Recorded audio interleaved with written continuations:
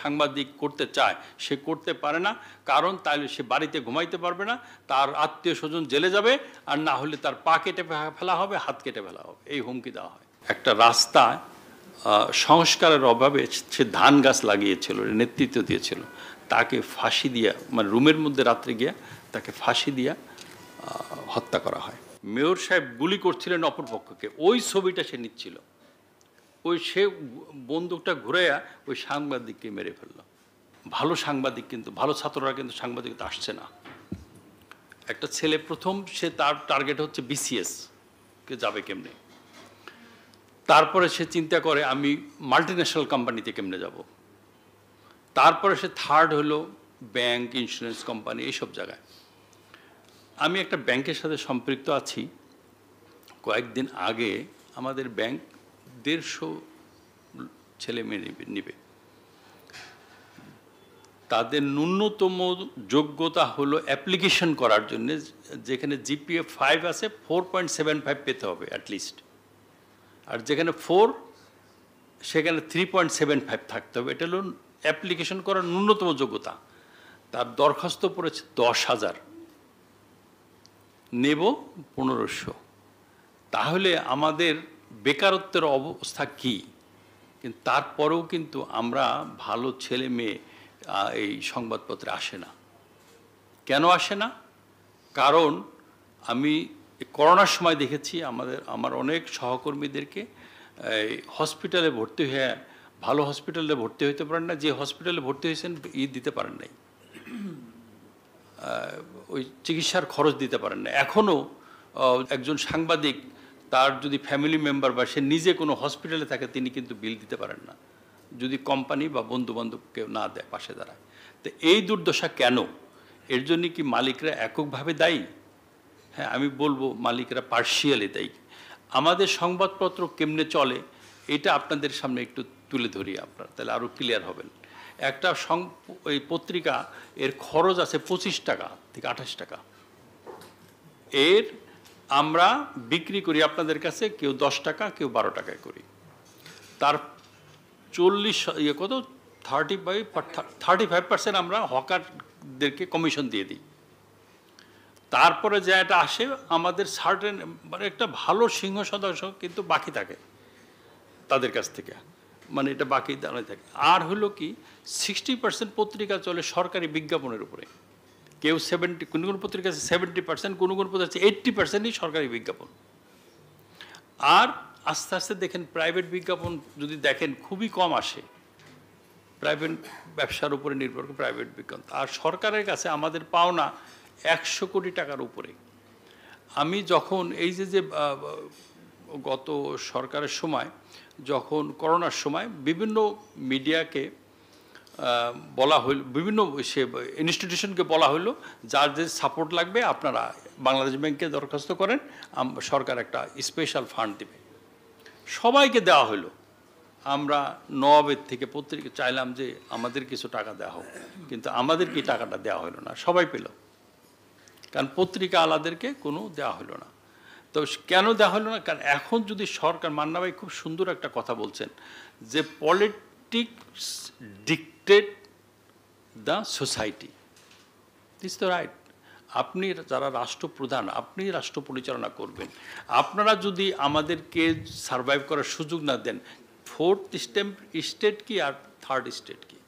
তবে আমি নিজেকে, আমি অ্যাপোলোজাইজড, আমি being a president of Nawab, যে কামাল ভাই যে রিপোর্টটা করলো এইটা নিয়ে নওয়াব একটা মিটিংও করলো না, এই যেটা প্রথম আলো করলো, এটা আমাদের উচিত ছিল। আজকে পত্রিকা বা টেলিভিশনে আমরা 3টা রাজনৈতিক দলকে খুব দেই, পাবলিসিটি দেই, বিএনপিকে দেই, জামাতকে দেবে, এনসিপিকে দেই।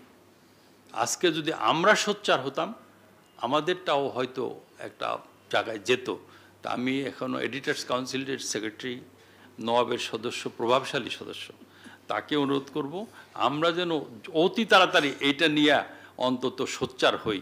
তাহলে আমরাও ওনাদের মতো, দেখেন না ওনারা কথা ডেইলি, ওনারা টেলিভিশন পত্রিকা আছে কিন্তু, যে কেউ বলে যে কী বলে সংস্কার ইলেকশনের পরে হবে, কেউ বলে যে না ইলেকশনের আগে হবে, নভেম্বরে করতে হবে। তাহলে আমাদের কোথাও কোথাও নাই। কামাল ভাইয়ের রিপোর্ট বাস্তবায়ন হবে এটা কিন্তু কেউ বলে, আমি নিজেই ভুলে গেছিলাম। কামাল ভাই যে একটা রিপোর্ট করছে এটা আমি নিজেই ভুলে গেছিলাম। তাহলে আমরা যদি সোচ্চার না হই তাহলে আমাদের এইভাবে সাফার করতে হবে। আমি বলি আমার 24 বছর বোধহয় সমকাল বের হয়েছে, আর 14 বছর বোধহয় হয়েছে আপনার 24 চ্যানেল 24। আমি 2 জন সাংবাদিককে হারিয়েছি। একজন সাংবাদিককে হারিয়েছি, তার নাম গৌতম দাস। এত ইথিক্যাল, সে প্রথম আলোর সাংবাদিক ছিল, ফরিদপুর জেলা প্রতিনিধি, পরে আমরা সমকাল করার সময় নেই। এত ইথিক্যাল সাংবাদিক আমি খুব কম দিয়েছি। ও মানে বাসে ট্রাভেল করলে ওই কার্ড দেখালে সাংবাদিক অর্ধেক টাকা নিত সাংবাদিকদের কাছ থেকে, সে কোনোদিন ওটা ব্যবহার করতো না। এবং সে বিবাহ করেছিল একটা মানে কি বলে কি এটাকে বান্ধবপল্লীর একটা মেয়েকে। সে এত আইডিওলজিক্যালি এত যে একটা পশ্চাৎপদ একটা সোসাইটিতে সে নিজে বিয়ে করেছে।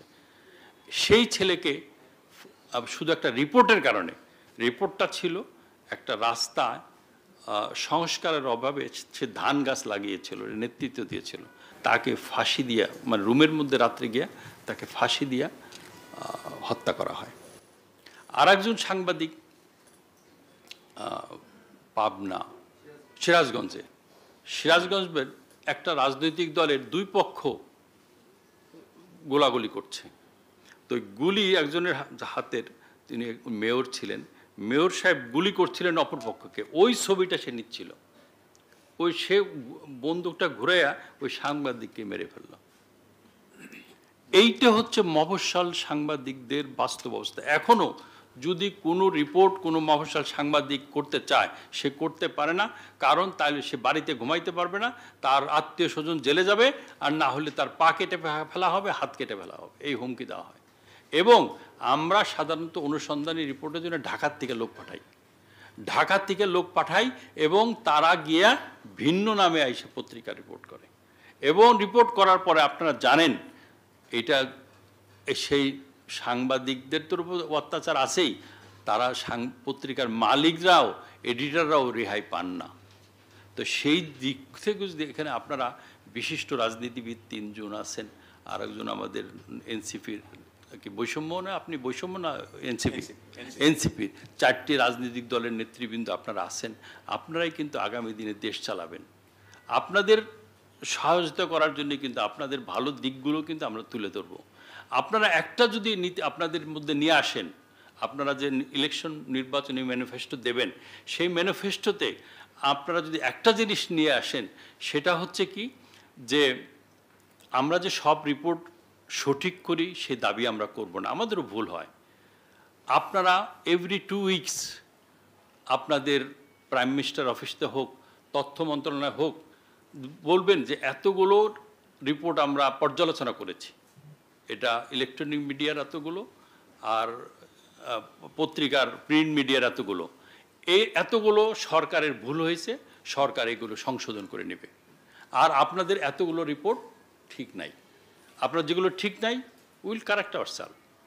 আপনাদের সম্বন্ধে যে সমালোচনাগুলো হচ্ছে, দুর্নীতি ছাপা হচ্ছে, স্বজনপ্রীতি ছাপা হচ্ছে, সরকার ভুল করছে, সেইগুলো যদি আমরা ছাপাই, সেইগুলো যদি আপনারা অ্যাকসেপ্ট করেন, ডেফিনেটলি তাহলে সংবাদপত্রের স্বাধীনতা পাবে। এবং তাহলে ম্যানিফেস্টোর জায়গায় কিন্তু ম্যানিফেস্টো থেকে যাবে।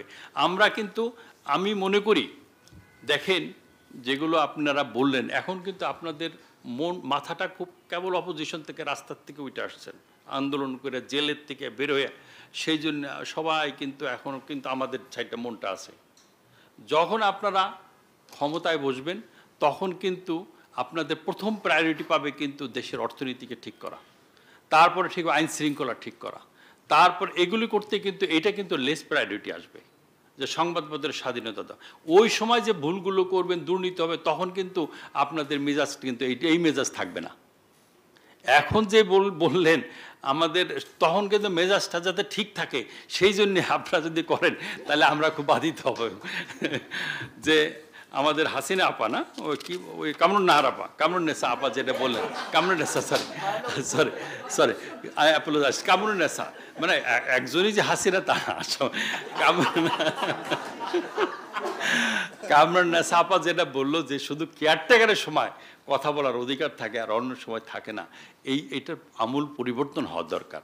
আর এই আমূল পরিবর্তনের জন্য এতগুলো মানুষ জীবন দিয়ে গেল। আজকে মুগ্ধদের কথা যদি বলি, আজকে যদি কিভাবে তাদেরকে হত্যা করা হয়েছে। আমার একটা মেয়ে আছে, ওর নাম হলো জুম্মাতুল বিদা, চ্যানেল 24-এর। ও বললো আমি লাইভ করছিলাম, ওর পাশে একটা ছেলে, 12 বছরের একটা ছেলে, স্কুল থেকে আসছে, স্কুলের ড্রেস পরা। ও বললো আপা আমাকে নিয়ে লাইভ করেন। ও ঠিক ওই সময় ওই টার্গেট করে ওর পাশের থেকে ওকে গুলি করে মেরে ফেলা হয়। তো এরকম অনেক দৃশ্য আছে যেগুলো আমার ভোলার নয়। সেই জন্য আপনারা যারা আগামী দিনে দেশ পরিচালনা করবেন, আপনারা যদি এগুলো মনে রাখেন, আপনারা কামাল ভাইয়ের রিপোর্টটা যদি নিয়ে আপনি being a head of media cell, আপনারা যদি এটা ক্যারি করেন এবং আপনি আপনার রাজনৈতিক দলকে যদি বাধ্য করেন যে ঠিক আছে না এগুলো আমাদের থাকা উচিত, অতীতের রাজনৈতিক দলগুলো যে ভুল করেছে সেই ভুল আমাদের পুনরাবৃত্তি না করি, তাহলে কিন্তু আমরা সংবাদপত্র স্বাধীনতা পাবে এবং